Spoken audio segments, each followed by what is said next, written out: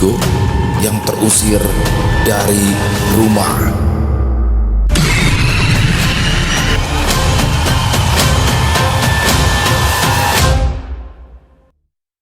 Assalamualaikum warahmatullahi wabarakatuh. Halo semuanya teman-teman. Selamat malam, selamat datang kembali di channel kesayangan kita, channel Ilo Bercerita, dan masih bersama saya Ilo dimanapun teman-teman berada. Semoga teman-teman selalu dalam keadaan sehat walafiat tanpa kekurangan satu apapun. Amin amin ya robbal alamin. Dan pada kesempatan yang baik ini saya akan membawakan satu kisah dari Isyawara Senja. Waduh, kisah-kisah dari Isyawara selalu menarik untuk disimak ya teman-teman ya.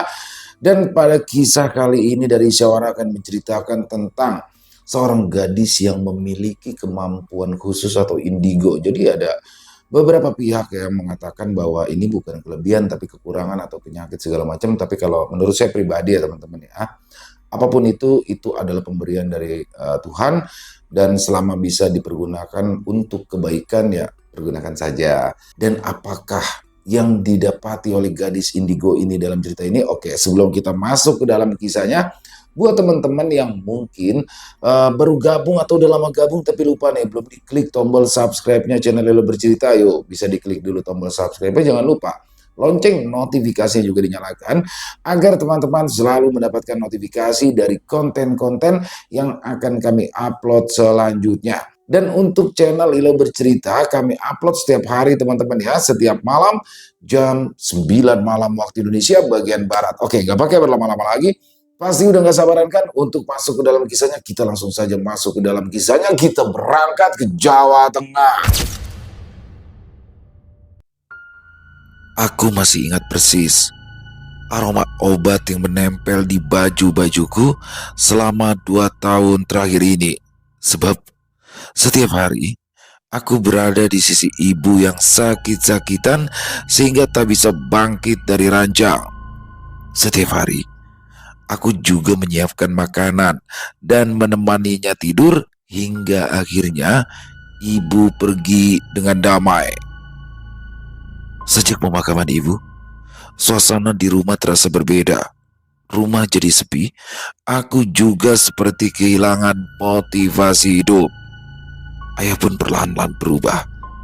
Dia tak lagi duduk bersamaku di ruang makan, apalagi bertanya apakah aku sudah makan atau belum.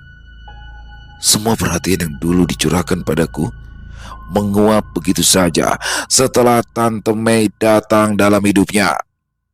Tante Mei berusia 47 tahun, tidak muda lagi, tapi wajahnya memang cantik. Tutur katanya halus dan manis sehingga ayah dengan cepatnya jatuh cinta pada Tante Mei. Aku tidak pernah meributkan pernikahan mereka yang hanya berjarak 1 tahun setelah ibu meninggal. Yang penting ayah tidak sendirian. Begitu pikirku ketika ayah berkata ingin menikah lagi. Aku bahkan dengan sukarela membantu menyiapkan kamar pengantin, menggantikan spray baru, dan menyetrika baju jas ayah sebelum akad nikah.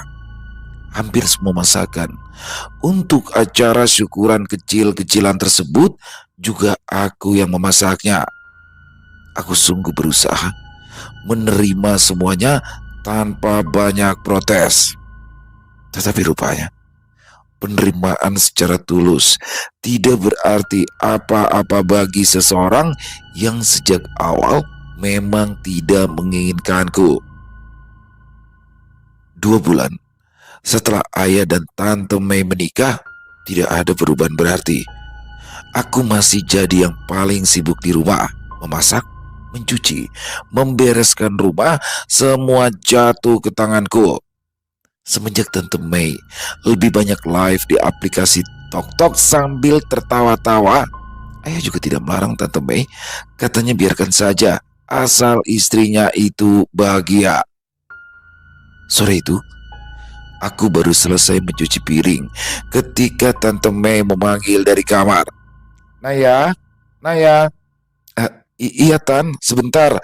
Aku bergegas mengeringkan tangan dan berjalan menuju kamarnya. Naya, cepat kemari, panggilnya kasar. Aku berdiri beberapa langkah darinya. Ada apa tante? Dia mengangkat satu kotak beludru merah yang tampak kosong. Kalung emas, hadiah perkawinanku hilang. Hilang? Sejak kapan? Tante Mei menutup kotak beludru itu dengan keras. Tadi pagi masih ada, sekarang tidak. Dan hanya ada dua orang yang masuk ke kamar ini. Aku dan kamu. Jantungku berdegup keras. Aku tidak mengambilnya. Aku bahkan tidak tahu letaknya. Tante Mei menatapku sinis. Jadi, maksud kamu?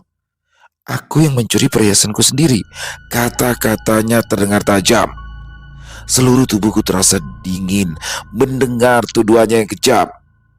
Aku tidak punya alasan untuk mencuri perhiasan tante. Aku juga tidak akan menuduhmu sembarangan dong tanpa alasan yang kuat. Jadi tolong, kembalikan saja Naya. Mata Tante Mei tampak memerah. Apa yang harus aku kembalikan?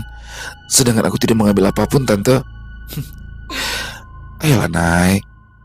Kalau kamu memang sudah menjualnya, bilang aja. Kita bisa bicarakan ini baik-baik kok. Katanya lagi, aku menggeleng cepat.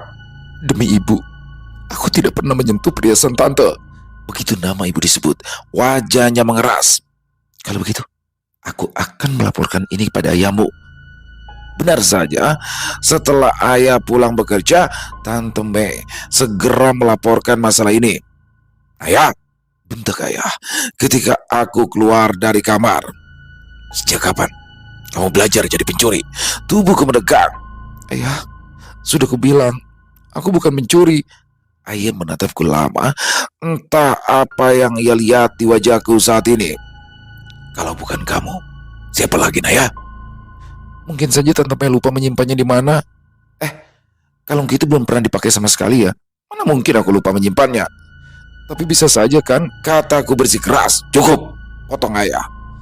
Kalau kau tidak mau mengaku, cepat keluar dari rumah ini. Aku terpaku. Maksud ayah? Telingamu tuli, ha? Cepat kemasi semua barangmu, lalu pergi malam ini juga. Ayah, tangisku pecah tanpa bisa ditahan. Sakit rasanya karena diperlakukan seperti ini oleh ayahku sendiri. Aku mau pergi kemana? Ini rumahku. Aku pemilik rumah ini dan aku tidak mau ada pencuri tinggal di sini. Ayah, Naya sudah bilang berkali-kali kalau Naya bukan pencuri. Halah, tidak ada pencuri yang mau mengaku. Kalau itu terjadi, penjara sudah pasti penuh dong menampung pencuri, kata Tante Mei yang membuat hati ayah semakin panas. Aku mengusap mata yang terasa panas. Ayah mau mengusirku hanya karena tuduhan tanpa bukti. Mei tidak akan berbohong soal ini. Jadi ayah lebih mempercayai perempuan yang baru dikenal 1 tahun daripada anak ayah sendiri. Baik, aku akan pergi. Tapi aku tidak akan pernah mengaku sesuatu yang tidak aku lakukan. Ayah tidak menjawab. Dia hanya membuka pintu lebar-lebar, sebuah isyarat yang tidak mungkin aku abaikan. Kamar terasa sempit. Saat aku masuk untuk mengemasi barang-barangku, tanganku bergetar. Ketika mengambil tas besar dari bawah tempat tidur, aku memasukkan beberapa pakaian, ijazah, dokumen penting, dan foto kecil ibu yang selalu kusimpan di meja rias. Dari luar, suara ayah dan Tante Mei terdengar samar. Sepertinya dunia mereka tetap baik-baik saja, sementara duniaku runtuh dengan cepat. Aku menarik resleting tas dan menatap kamar itu sekali lagi. 21 tahun, kamar ini kuhuni, penuh dengan cerita pahit dan manis, lalu kini harus ditinggalkan dengan tiba-tiba. Semua hilang begitu saja karena ulah perempuan jalan itu. Saat keluar, ayah berdiri di depan pintu, kedua tangannya masuk ke saku celana. Pergi. Kecuali kau berubah pikiran dan mau mengakui perbuatanmu, baru kita bicara lagi. Aku mendengus pelan. Semoga suatu hari nanti mata hati ayah akan terbuka dan bisa membedakan mana yang benar dan mana yang salah. Tidak kucium tangan ayah, berpamitan pun tidak. Tante Mei bahkan tersenyum sinis padaku saat ayah tak melihat. Semua kau abaikan begitu saja. Kakiku melewati halaman depan dengan cepat tanpa menoleh. Begitu pintu pagar tertutup di belakangku, udara malam terasa lebih dingin dari biasanya. Sejujurnya, aku tidak punya tempat tujuan. Satu-satunya yang kumiliki hanyalah sakit hati sehingga terus bergerak meninggalkan rumah. Meski begitu, aku juga tidak mau terlihat hancur di depan Tante Mei yang ternyata ular berbisa itu. Gerimis mulai turun. Saat aku melangkah keluar dari halaman rumah, perumahan ini sudah lama dibangun. Kebanyakan penghuninya adalah pensiunan yang sudah tidur sejak jam 9 malam. Aku tidak mungkin mengetuk pintu salah satu rumah tetangga, meski pasti diizinkan menginap barang satu malam, tetapi mereka pasti juga akan mengorek semua keterangan dariku. Ayah memang lebih mempercayai Tante Mei, tapi bukan berarti bukan lagi ayahku. Aku masih ingin melindungi nama baik beliau di depan para tetangga. Jadi, akhirnya yang bisa aku lakukan hanyalah terus berjalan sambil berpikir tentang siapa saja orang yang bisa kudatangi malam ini untuk minta bantuan. Sampai akhirnya muncul nama Eli, teman sekolahku dulu yang tinggal di desa tetangga. Kami berteman baik sejak kelas 1 sampai lulus SMA, bisa dibilang setiap hari selalu bersama. Kami terakhir kali bertemu di hari pemakaman ibu. Masih ingat jelas, ia pernah berkata, "Kalau ada apa-apa, datang aja ke rumahku ya, gak usah sungkan." Waktu itu, aku hanya tertawa, tidak pernah membayangkan bahwa suatu hari nanti aku akan benar-benar menuju ke rumahnya untuk minta bantuan. Sedikit terasa lebih lega. Setidaknya setelah di rumah Eli nanti ada teman yang bisa diajak bicara. Mungkin juga nantinya aku bisa mencari pekerjaan untuk mencukupi kebutuhan hidupku sendiri. Hanya saja masih ada masalah lain yang cukup rumit. Ya, transportasi. Tidak ada angkutan umum yang melintas di malam yang mulai larut ini. Meski tinggal di kota kecamatan yang dilalui jalan negara, tetap saja sulit mencari transportasi yang bisa mengantarku ke rumah Eli malam ini juga. Apa boleh buat? Aku berjalan saja sedikit sampai ke pangkalan ojek.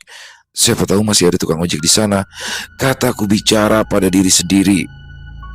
Aku terus berjalan sambil sesekali menengadah ke arah langit. Mendung tebal membuat malam semakin gelap, bahkan bintang pun tidak terlihat sama sekali.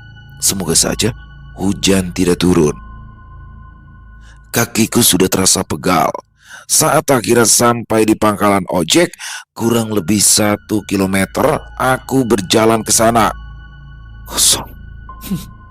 Pangkalan ojeknya kosong, kataku yang disusul tawa lelah.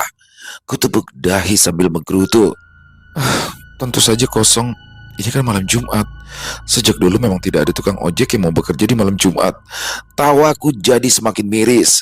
Dari sekian banyak malam, kenapa aku harus diusir dari rumah di malam Jumat? Ayah, tidak bisakah kamu menunggu besok saja untuk menyuruh anak tunggalmu ini pergi dari rumah? Dan Tante Mei busuk sialan itu, kenapa dia harus membuat sandiwara murahan hanya untuk menguasai hati lelaki tua yang sebelah kakinya sudah ada di liang lahat? Aku menghela nafas panjang dan memilih duduk di bangku panjang yang biasanya dijadikan tempat duduk para tukang ojek. Ransel kuturunkan ke tanah, sementara gerimis makin deras membawa hawa dingin yang menggigit setiap bagian kulit yang terbuka. Tanganku bergerak merogoh ransel untuk mencari jaket yang bisa menahan angin. Aku tidak boleh sakit sebelum sampai di rumah Eli. Beberapa kali aku menatap jalan, berharap ada yang lewat dan bersedia memberi tumpangan, tetapi yang tampak hanya bayangan pohon dan daun-daun yang bergoyang diterpa angin. Aku menunduk sambil menatap sepatuku yang mulai basah. Ya, Kemungkinan paling buruk adalah menginap di sini sampai pagi. Gumamku pelan. Tidak apa-apa, tidak ada setan yang bisa memakan manusia. Aku tertawa lagi sambil menangis, ingin rasanya memanggil nama ibu dalam tangis, tapi kuurungkan karena tak mau ibu tak tenang di dalam kubur. Waktu berlalu tanpa kepastian, angin yang berembus juga semakin kencang, semua mempermainkanku dengan seenaknya, membuatku tambah menggigil sehingga harus merapatkan jaket tipis yang aku pakai. Tepat pada saat itu, terdengar suara mesin motor dari kejauhan. Awalnya samar, lalu semakin jelas cahaya dari lampu motor dari arah tikungan tampak mendekat. Aku refleks bangkit dari tempat duduk. Meski belum tahu siapa yang datang, motor itu melaju pelan ketika mendekati pangkalan, lalu berhenti tepat di depan bangku panjang tempatku duduk sebelumnya. Seorang lelaki duduk di atas motor bebek hitamnya. Helm full face menutupi sebagian besar wajahnya, tetapi dari sorot mata yang terlihat di balik visor yang terangkat, dia tampak terkejut mendapati ada perempuan seorang diri di sini. "Loh, Mbak, kamu kenapa di sini sendirian? Bahaya tahu," tanyanya dengan nada heran yang tidak dibuat-buat. Bola mataku berputar ke atas. Tentu saja, ya, aku tahu sangat berbahaya bagi perempuan muda berdiri seorang diri di malam hari begini. Kalau saja ada pilihan lain. Dia membuka helm lalu melirik ranselku. "Mau kemana, Mbak?" "Ke rumah teman. Aku perlu ojek, Mas," jawabku cepat. Dia mengangguk cepat. "Mau diantar?" "Serius, Mas?" Mataku terbelalak senang. "Aku punya uang kok. Mas pasti akan kubayar 2 kali lipat setelah sampai di tempat tujuan." Dia tersenyum kecil sambil memperbaiki posisi helmnya. "Ayo, cepat naik." Hembusan angin bersama gerimis yang semakin deras membuatku semakin sadar betapa dingin hawa malam ini. Aku tidak bodoh. Tentu saja, ikut orang asing seperti ini akan sangat beresiko. Sudah ada banyak berita yang menampilkan nasib perempuan malang yang tewas karena mempercayai orang asing. Tapi firasatku mengatakan, pengemudi motor di depanku ini tidak berniat jahat. Matanya yang jernih hanya menunjukkan rasa keheranan dan sedikit kepedulian. "Mbak, kok malah ngelamun sih?" Tanyanya agak keras sambil melambaikan tangannya di depan mataku ini. "Jadi nggak?" "Ah, jadi Mas," kataku sambil meraih ransel lalu mengibaskan kotoran karena tadi ditaruh di atas tanah yang agak basah. Aku menaikkan kaki, duduk di jok belakang dengan ransel yang langsung ditempatkan di pangkuan untuk menciptakan jarak di antara kami. Lelaki itu menoleh sebentar. "Udah siap belum?" Aku mengangguk. Motor pun berangkat menuju alamat rumah Eli yang segera aku sebutkan. Lelaki itu rupanya juga tinggal di desa yang sama dengan Eli. Sungguh, sebuah kebetulan yang sangat menyenangkan. "Panggil aja aku Putra, jangan pakai mas segala. Namamu siapa?" "Naya." "Sarah." Astaga. Naya dan Sarah jelas berbeda. Sepertinya lelaki ini bermasalah telinganya. "Naya," ulangku. "Oh, Mayang, salah denger aku tadi." "Naya, Mas. Naya. Naya. Naya." "Apa? Nana?" "Namamu seperti nama anak kecil aja sih." Aku menggertakkan gigi karena jengkel dan menyaut dengan ketus. "Terserah deh mau manggil apa." Akhirnya kami berdua terdiam. Putra tampaknya sadar aku jengkel karena ia berulang kali salah menyebut nama. Ditambah lagi, hujan yang tadinya gerimis berubah menjadi sangat deras hanya dalam hitungan menit, membuat tubuhku basah kuyup. Meskipun aku sudah berusaha menunduk di balik punggung Putra, jaketku sudah tak ada guna. Putra melirikku lewat kaca spion dan berbicara keras-keras. "Nay, kita berteduh dulu aja. Kalau dipaksakan terus jalan, aku takut kita kecelakaan." Apa yang dikatakannya memang masuk akal. "Berteduh di mana?" "Kita singgah di rumahku dulu, gak jauh dari sini." Jantungku sedikit berdegup lebih cepat. Berteduh di rumah orang asing bukan pilihan ideal, apalagi setelah malam yang begitu kacau. Tapi kondisiku juga tidak memungkinkan untuk menolak terlalu banyak. Hujan mengguyur bumi begitu deras hingga pandangan menjadi buram. Baik Put, jawabku setelah berpikir agak lama. Motor Putra berbelok ke gang yang cukup sempit, melewati beberapa rumah dengan teras yang terang.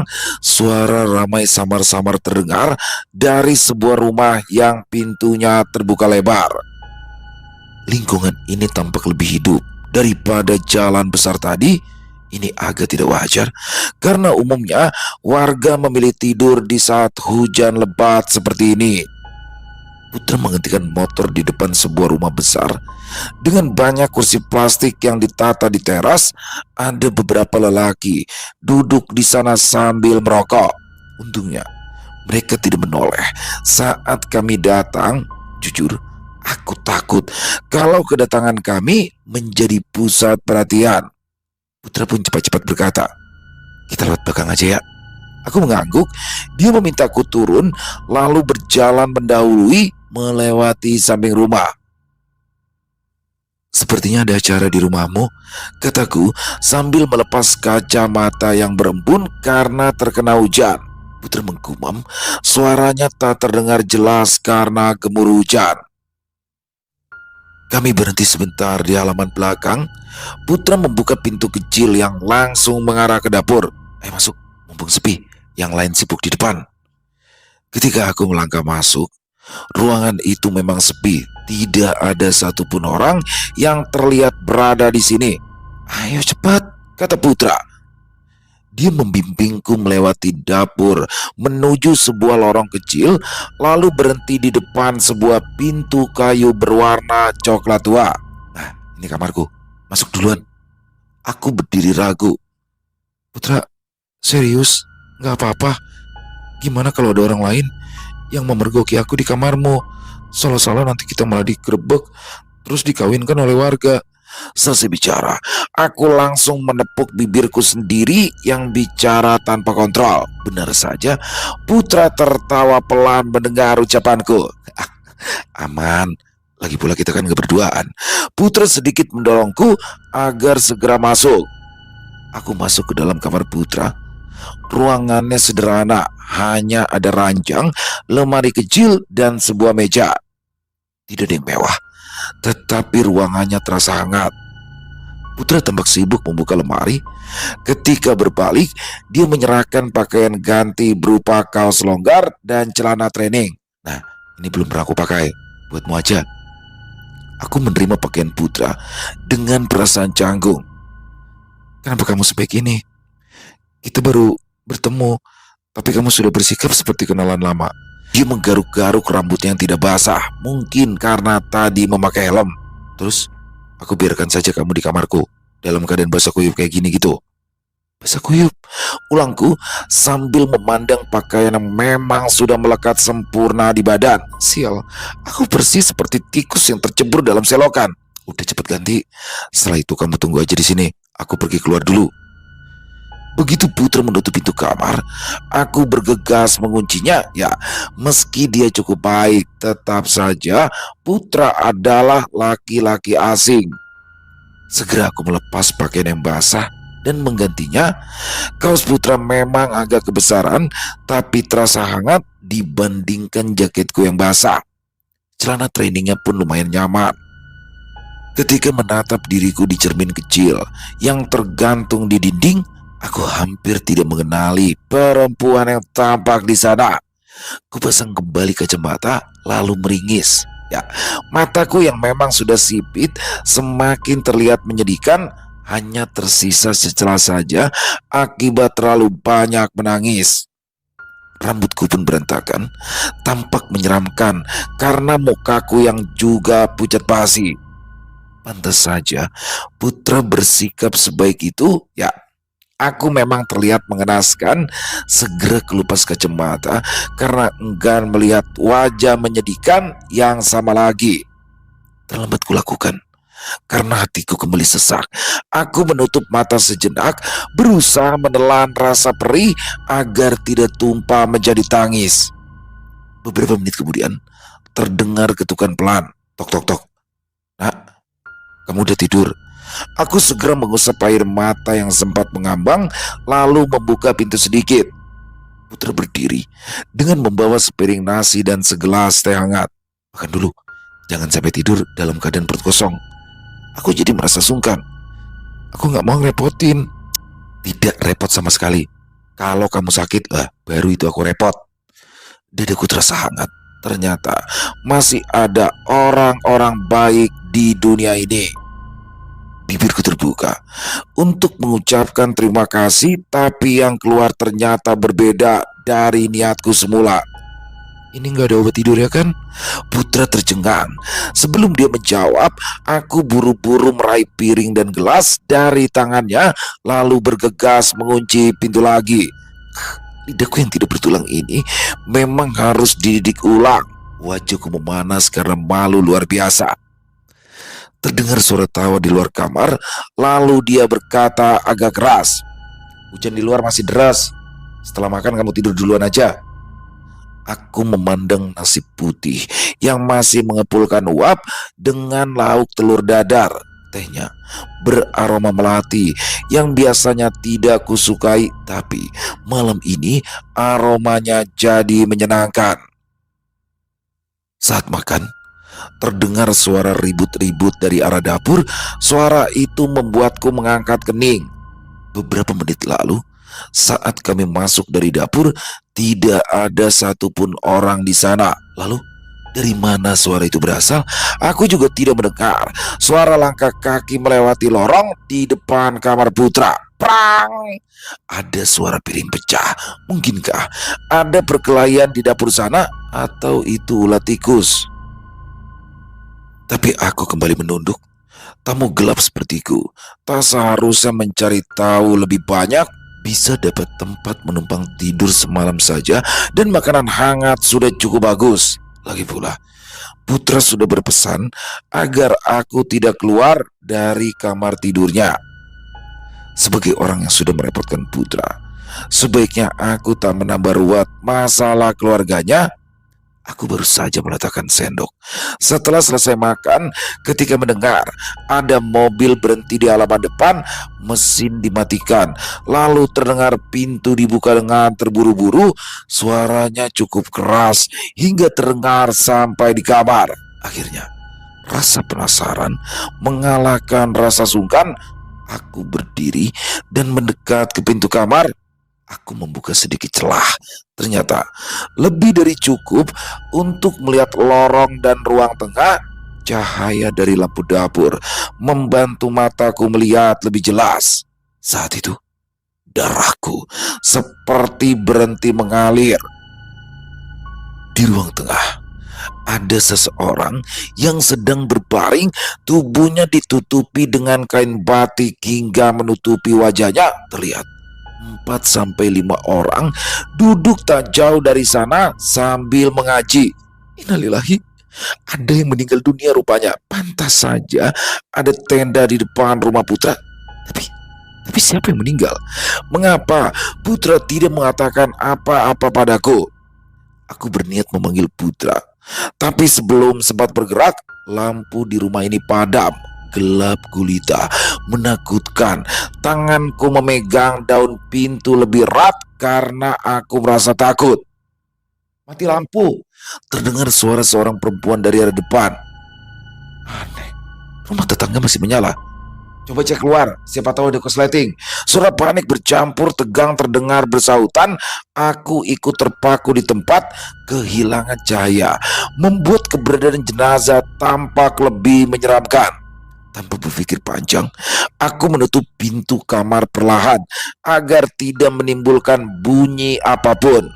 Setelah tertutup, aku menyandarkan tubuh ke daun pintu. Tanganku dingin dan gemetar. Meninggalnya ibu setahun silam masih meninggalkan trauma.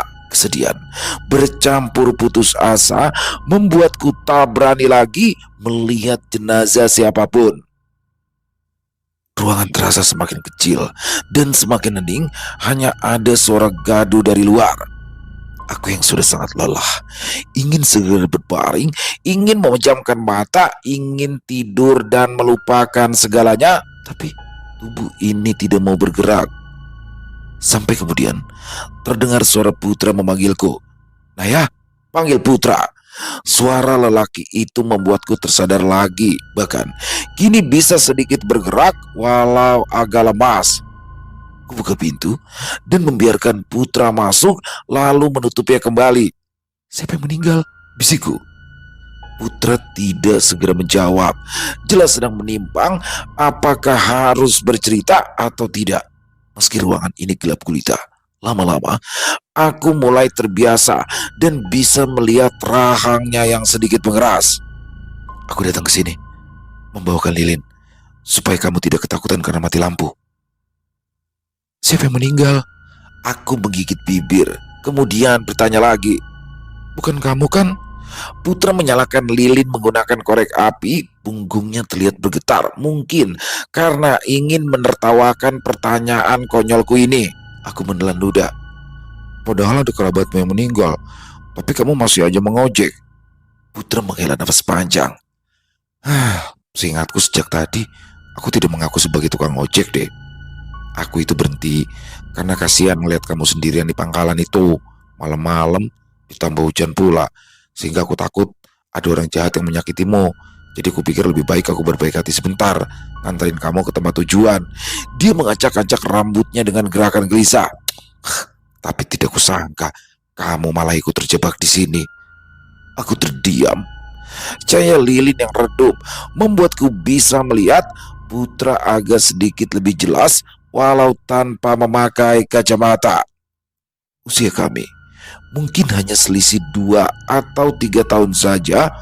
Wajahnya agak tampan, tetapi jelas tanpa kacau. Entah karena berduka atau karena terpaksa menyembunyikan seorang gadis di dalam kamarnya malam-malam begini.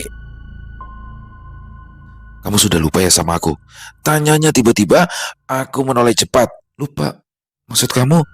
Putra tersenyum tipis, lalu bersandar ke dinding dengan tangan terlipat.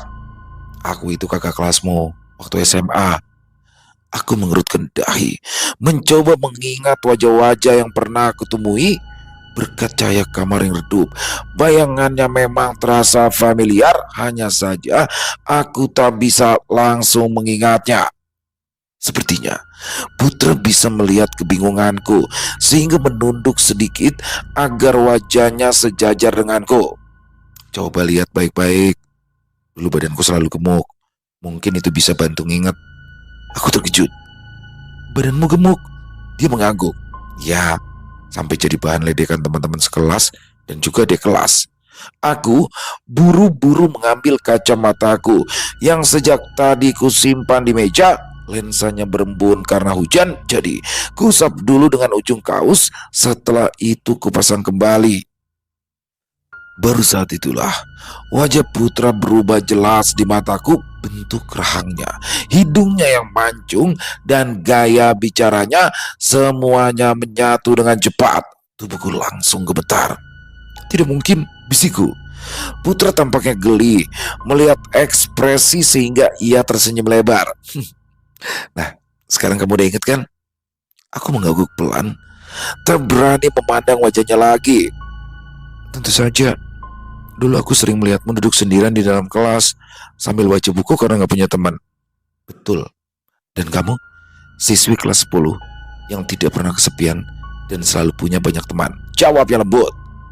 Aku memalingkan wajah karena kedua belah pipi yang terasa panas. Ternyata dia masih mengingatku walau sudah lama tidak bertemu. Ya, meski tidak pernah ikut-ikutan meledek, tapi ada banyak permasalahan hidup yang membuatku memilih melupakannya. Suara pembicaraan dari luar kamar masih terdengar samar, diselingi isak tangis yang sepertinya berasal dari orang yang baru datang dengan mobil tadi. Keluarga Putra jelas sedang dalam suasana berduka, tetapi ia tetap di sini menatapku dengan ekspresi tenang. Namun Di wajahnya memang terlihat ada sedikit rasa lelah dan sedih yang tidak bisa disembunyikan. Ngomong-ngomong, kenapa kamu keluar malam-malam begini? Putra melanjutkan. Aku meremas jari tangan. Aku mau ke rumah Eli. Putra mengangguk pelan, rupanya menunggu kelanjutan ceritaku, tetapi aku belum siap untuk bercerita banyak dan untungnya dia pun tidak memaksaku. Karena canggung terus berdiri, aku pun duduk di atas ranjang. Dia duduk di sebelahku, tapi tidak terlalu dekat. Putra menatapku cukup lama sebelum berbicara. Aku tahu, ini pasti aneh. Tapi ya, aku harus bilang.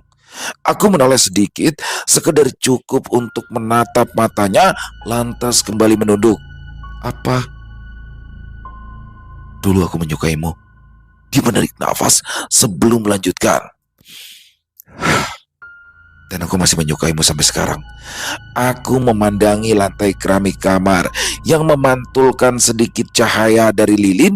Kedua kakiku terjuntai di bawah, tidak menyentuh lantai karena aku duduk di tepi ranjang setengah menghadap ke arahnya. Ranselku tergeletak tepat di dekat kaki ranjang, basah dan kusut seperti isi kepalaku malam ini. Aneh sekali. Karena kamu baru berani mengatakannya setelah sekian lama. Jelas saja. Aku bahkan gak berani berharap kamu masih ingat namaku. Dia memandang tangannya yang tak lagi segemuk dulu. Lagi pula dulu, aku selalu minder tiap kali ketemu sama kamu. Kalau saja kamu jujur dari dulu. Seharusnya dari dulu kamu tahu kalau aku juga menyukaimu. Ucapku lalu terdiam sebentar. Putra terkejut. Mata Putra sedikit membesar sebelum dia mengalihkan pandangannya ke lantai, lalu kembali menatapku seperti orang yang tidak yakin apakah ia sedang bermimpi. Bibirnya bergerak sedikit, seakan ingin mengatakan sesuatu, tapi tidak ada kata yang keluar. Dia justru mengusap rambutnya, mungkin karena tidak tahu harus melakukan apa. Aku melepas kacamataku, memegang gagangan dengan tangan yang sedikit bergetar. Tidak ada yang bohong dari ucapanku barusan. Ya, sejak dulu aku mengagumi Putra yang terkenal pintar walau sering diejek orang karena badannya yang gemuk. Kemudian, entah dorongan apa yang membuatku bertindak nekat, tetapi aku mengulurkan tangan dan memegang tangan Putra. Telapak tangannya dingin sehingga aku tersenyum sedih. Putra menatap tangan kami yang kini saling bertaut. Aku gak bercanda. Dulu aku sangat menyukaimu, kataku setengah berbisik dengan jantungku yang berdetak cepat tak karuan. Putra mengangkat tangannya. Setelah tangan yang bebas menyentuh pipiku, sentuhannya lembut membuatku menutup mata tanpa sadar. Ibu jarinya mengusap daguku dengan gerakan kecil yang menyenangkan.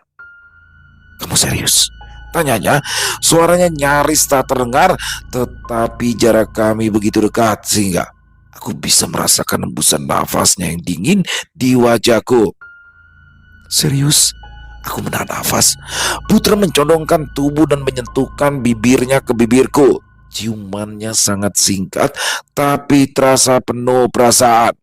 Aku tersentak hingga ingin menjauh karena kaget bercampur takut, tetapi tangan Putra sudah bergerak lebih cepat menangkup bagian belakang kepalaku. Putra lepas. Suaraku tertelan kembali karena ia kembali mengecup bibirku. Dan kali ini lebih lama. Dia melumat bibirku penuh hasrat, tapi mengerang putus asa karena aku tak membalas dengan gairah yang sama. Putra menarikku ke dalam pelukannya, merengkuhku erat, seakan takut aku menghilang jika ia melepasnya terlalu cepat. Pipiku menempel di dada kiri Putra. Seketika, hatiku berdenyut nyeri karena semua kekacauan yang tidak seharusnya terjadi ini. Aku menyesal, bisiknya di dekat telingaku. Sangat-sangat menyesal, karena dulu tidak berani mengatakan perasaanku. Harusnya aku tidak membiarkan waktu berlalu sejauh ini. Aku tidak menjawab. Semua kata-kata tersangkut di tenggorokan. Aku hanya diam di dalam pelukan Putra dengan tubuh gemetar. Putra merasakannya. Kamu kedinginan? Tanyanya lirih. Aku mengangguk. Putra melepaskan pelukannya. Ia mundur menjauh, menjaga jarak di antara kami. Dia menatapku cukup lama sebelum bertanya lagi. Kurasa kamu sebenarnya sudah tahu kan? Air mataku turun satu persatu. Putra mengangkat tangannya untuk mengusap air mata di pipiku, tapi mengurungkannya. Aku ingat, kamu selalu bersama teman-temanmu. Jarang sekali pergi sendirian, bahkan saat ke toilet sekolah. Katanya sendu, bibirku bergerak-gerak, tetapi lagi-lagi tidak ada yang bisa kukatakan. Aku juga sering mendengar kabar kamu itu penakut. Kamu tidak berani sendirian karena seringkali melihat penampakan makhluk halus. Aku menahan nafas panjang sebelum akhirnya bisa bersuara. Kemampuan tidak berguna. Kini, tangisku pecah. Tanpa bisa ditahan lagi, tangan kananku menepuk dada kiri keras-keras untuk melepas sesak yang sejak tadi terpendam. Menurutku tidak benar. Kamu memiliki kemampuan yang cukup berguna, katanya sambil bangkit dari ranjang. Wajahnya semakin muram saat berjalan mondar-mandir di dalam kamar. Kupasang lagi kacamata, memperhatikan lilin yang menyelerdup, lalu memandangi Putra yang tidak memiliki bayangan. Bukan hanya tidak memiliki bayangan, kakinya juga tidak menyentuh lantai. Ya, tubuh lelaki itu melayang di atas lantai. Mataku mengikuti terus gerakannya, sedangkan Putra tampak kalut bercampur putus asa. Ada rahasia yang enggan kuceritakan pada banyak orang. Ya, aku bisa melihat makhluk gaib dan bisa bersentuhan dengan mereka. Ini gila. Tentu saja bukan hanya orang lain yang berpikir begitu. Kadang aku juga memikirkan hal yang sama. Siapa yang percaya kalau makhluk yang tak kasat mata bagi orang lain seringkali terasa nyata untukku? Karena ini pula aku sering kesulitan membedakan mana manusia biasa dan mana yang bukan manusia. Selain itu, aku juga tidak pernah bertemu sosok seperti kuntilanak, pocong, atau genderuwo umumnya. Yang bertemu denganku selalu berwujud seperti manusia, hanya saja mereka tidak memiliki bayangan. Tubuh mereka juga selalu sedingin es. Kemampuan yang lebih sering kusebut dengan kekurangan ini pula lah yang membuatku tidak berani melihat jenazah. Meninggal dunianya ibu tahun lalu juga meninggalkan pukulan berat. Di saat jenazah ibu dimandikan, aku justru melihat roh ibu menatap sendu kepada ayah. Sosok menyerupai roh ibu selalu mengikuti ayah selama berhari-hari. Sosok itu baru hilang setelah mendengar ayah memutuskan menikah dengan Tante Mei. Karena itu pula aku menyetujui pernikahan ayah. Aku berharap ibuku bisa tenang setelah ayah memiliki istri baru yang akan merawatnya dengan baik. Tapi kenapa kamu bersikap biasa-biasa saja? Tanya Putra lagi. Aku mengusap air mata, lalu memaksakan diri untuk tersenyum. Memangnya apa yang harus aku lakukan? Aku rasa kamu nekat menemuiku tentunya karena ada alasan yang kuat. Sebenarnya, aku sudah lama merasakan ada yang salah. Saat masuk lewat belakang rumah Putra, aku sempat melihat pohon mangga besar di halaman belakang berdiri tidak jauh dari pintu di dapur. Meski kacamataku berembun, aku bisa melihat di salah satu dahan ada bekas tali tambang yang sesekali terayun karena terkena angin. Aku sudah ingin bertanya waktu itu, tetapi Putra langsung memaksa masuk. Aku pikir ia sekedar khawatir orang akan salah paham melihat perempuan asing berteduh di rumahnya malam-malam. Kuabaikan saja firasat itu sampai akhirnya menyadari ada jenazah di ruang tamu rumah Putra. Saat Putra menyalakan lilin, aku sengaja memakai kacamataku yang sudah diseka bersih. Ternyata benar, Putra tidak punya bayangan. Kulit yang dingin saat menyentuhku semakin membuat yakin semua perkiraan itu tidak salah. Iya, aku memang punya sedikit pesan yang ingin aku titipkan lewat kamu. Suara Putra yang terdengar putus asa membuat mataku kembali terasa panas. Pasti ada masalah yang dihadapinya berat sekali hingga memutuskan pergi dengan jalan pintas seperti ini.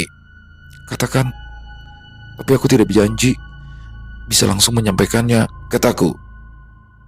Besok pagi, saat kau bertemu ibuku, tolong sampaikan maafku karena sudah mengecewakannya berkali-kali. Putra mengulurkan tangan untuk menyentuh pundakku, tetapi sebelum jari-jarinya sampai, tubuhnya perlahan memudar. Tubuh yang semula utuh kini hancur menjadi abu. Terdengar teriakan keras menyakitkan telinga, lalu sosok Putra hilang sama sekali. Putra, hanya itu yang bisa aku katakan. Mataku menatap ruang kosong yang kini meninggalkan bau terbakar. Ku gigit bibir, lalu menundukkan kepala dan kembali berduka karena tidak bisa menyelamatkannya. Ada satu hal lagi yang belum sempat ku ceritakan pada Putra, bahwa roh manusia yang memutuskan pulang terlebih dulu sebelum dijemput tak hanya ditolak bumi dan langit. Kadang sebagian dari diri mereka yang tertinggal di muka bumi ini juga dimanfaatkan oleh para dukun hitam. Mereka akan diperbudak untuk menyakiti manusia lainnya. Para dukun itu akan memanfaatkan barang yang mereka gunakan untuk melenyapkan diri sendiri, bundir sebagai pelengkap ritual. Aku merenung cukup lama sampai mendengar suara azan subuh berkumandang. Ku ganti pakaian Putra yang tadi ku pakai, lalu memakai pakaianku sendiri. Kamar kecil itu terasa asing sekarang karena kehadiran Putra sudah tidak tersisa sama sekali. Aku menunggu rumah itu menjadi semakin ramai, lalu menyelinap keluar dari kamar. Untung saja rumah keluarga Putra berada di desa yang sama dengan rumah Eli. Tidak ada yang curiga dengan kehadiranku karena dulu aku sering menginap di rumah Eli. Beberapa warga mengangguk, mengira aku datang melayat seperti mereka. Aku berjalan pelan ke ruang tengah. Jenazah Putra masih terbaring di sana dan kini dikelilingi lebih banyak pelayat. Aku tidak berani melihat wajahnya lagi, lalu memutuskan mencari ibunya di antara kerumunan para kerabat. Perempuan parubaya itu duduk di dekat jenazah. Wajahnya sembab dan pucat, matanya terlihat bengkak, tetapi tetap tegar menerima ucapan bela sungkawa dari para tamu. Aku mendekat dan memeluknya erat. Dia sempat terkejut sebelum kemudian balas memelukku seperti memeluk anaknya sendiri. Saat itulah aku berbisik di telinganya. Putra menitipkan maaf. Dia juga sangat menyesal karena telah banyak mengecewakan ibu. Tubuh ibu Putra menegang. Ia segera menarik diri, lalu memandangku dengan mata bergetar. Aku sudah bersiap dimaki atau diteriaki sebagai orang gila, tetapi hal itu tidak terjadi. Kamu bisa melihat roh Putra? Apa sekarang dia masih bersamamu? Tanyanya. Aku terkejut, tak menyangka responnya begini baik. Putra sudah sakit parah beberapa tahun ini. Hampir semua harta kami sudah terjual untuk biaya pengobatannya. Sebelumnya, Putra memang pernah berkata, dia sangat menyesal karena telah menyulitkan kami. Ibunda Putra menghela nafas lelah. Tapi seharusnya dia tidak usah mengambil jalan pintas seperti ini. Andai saja Putra tahu, kami lebih rela kehilangan seluruh harta benda kami, asal dia tetap bersama kami di sini. Setelahnya, kami tidak bicara lagi. Ada banyak tamu yang datang silih berganti untuk mengucapkan bela sungkawa. Aku pun memutuskan pergi ke rumah Eli dengan membawa banyak penyesalan bagi Putra. Andai saja Putra bersedia bersabar sedikit lagi, mungkin penyakitnya masih bisa disembuhkan. Kalaupun dia meninggal karena sakitnya, setidaknya jiwanya akan tenang di alam sana. Tapi jalan yang diambilnya dalam keadaan putus asa ini justru membuatnya berada dalam masalah baru, masalah yang tidak akan pernah ada kata selesai sampai hari akhir nanti. Selesai. Wow, luar biasa kisah dari Isyawara Senja. Waduh, Naya, Naya. Ini tumben-tumbenan juga nih, Isyawara Senja baru pertama kayaknya ya, menuliskan kisah dari POV 1 atau dari si tokohnya yang bernama Naya ini. Jujur ya, kalau bawain kisah dari POV 1 tuh kayak saya terhanyut di dalamnya tuh. Jadi kayak dalam banget ya kalau saya pribadi ya. Mungkin teman-teman ngerasain ya. Dan beda dari POV 3 dan ini baru pertama kalinya Isyawara Senja menulis kisah seperti ini. Dan bagaimana dalam kisah ini Naya harus terusir dari rumahnya sendiri karena tingkah laku dari istri baru dari papanya ya atau ibu tirinya. Waduh, memang sulit sih di sini ketika seorang anak harus bertemu dengan ibu tiri. Harusnya memang dari ayahnya ya, dari papanya ini ya, sebelumnya harus memperkenalkan dulu, jangan langsung menikah begitu aja. Dikenalkan dulu sama anaknya, cocok atau enggak atau gimana atau bisa menerima enggak anaknya. Karena kan begini akhirnya Naya yang harus tersingkir. Dan bagaimana di sini dalam kisah intinya Naya bertemu dengan Putra. Yang mana saat itu Naya pengen ke rumah Eli. Bingung dia mau kemana. Malam, gelap, hujan. Sampai pun Putra datang. Tuh saya belum nyangka. Belum nyangka.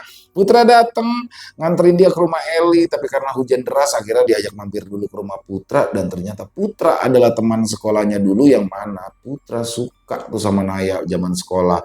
Dan ternyata Naya juga suka. Sampai aduh mereka berciuman ya malam-malam di dalam kamar. Tapi endingnya ngeri banget. Ternyata Putra ini udah meninggal. Jadi ketika dia datang dan ada orang yang meninggal itu Putra. Nah, di sini Nahya sebenarnya tahu tuh, karena dari awal dingin putranya badannya, tapi ya mungkin Nahya terbawa suasana ya sehingga dia mungkin jadi terlarut dalam suasana sehingga mau berciuman segala macam sama Putra ya. Waduh, ini seru banget nih. Ini saya berharap ada kelanjutan dari kisah Naya ini karena saya suka nih kisah-kisah anak indigo seperti Naya ini luar biasa. Buat Isyawara Senja terima kasih atas kisahnya dan semoga teman-teman terhibur ya dengan kisah barusan. Silakan buat teman-teman yang punya komentar lain, punya pendapat lain bisa menuliskan di dalam kolom komentar ataupun hanya sekedar saling menyapa. Insya Allah kami akan menjawabnya satu persatu. Buat yang suka dengan videonya bisa diklik tombol like-nya, tombol jempol, boleh juga dibantu di-share ya. Link videonya ini ke teman-teman yang lain agar juga ikut merasa terhibur. Dan di akhir kata, saya Ilham mengucapkan permohonan maaf apabila mungkin dalam pembawaan kisahnya barusan ada kata-kata saya yang salah ataupun ada kata-kata saya mungkin yang kurang berkenan. Saya mohon dibukakan pintu maaf yang seluas-luasnya. Sampai berjumpa lagi di konten-konten kami selanjutnya yang pasti tidak kalah serunya, yang pasti tidak kalah horornya. Masih bersama saya Ilo di channel Ilo Bercerita. Salam sehat sukses selalu untuk kita semua. Wassalamualaikum warahmatullahi wabarakatuh.